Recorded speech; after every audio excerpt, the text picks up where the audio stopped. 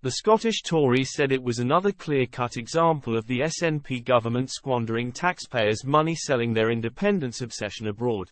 The SNP has come under fire after using a taxpayer-funded mini-embassy in Brussels to pitch an independent Scotland as a future member. The Scottish government's most senior, diplomatic, civil servant recently wrote to EU countries and institutions highlighting a paper laying out its vision for an independent Scotland joining the bloc. Martin Johnson, the SNP administration's EU director in its Scotland House office in the EU's de facto capital, said the document set out our offer to the EU as a prospective member state, the Telegraph report. But the Scottish Tories accused Humza Yousaf's government of wasting taxpayers' money to push for the breakup of the UK. Scottish Conservative chairman Craig Hoy said, "This is another clear-cut example of the SNP government squandering taxpayers' money selling their independence obsession abroad.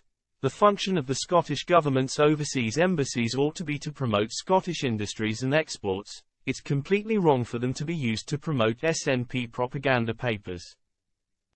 The Scottish government published its blueprint for an independent Scotland to join the EU in November as part of a series of papers on independence.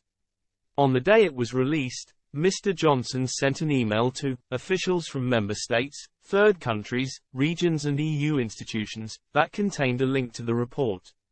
He said, "I look forward to continuing a positive and constructive engagement with all of our European and other partners and friends.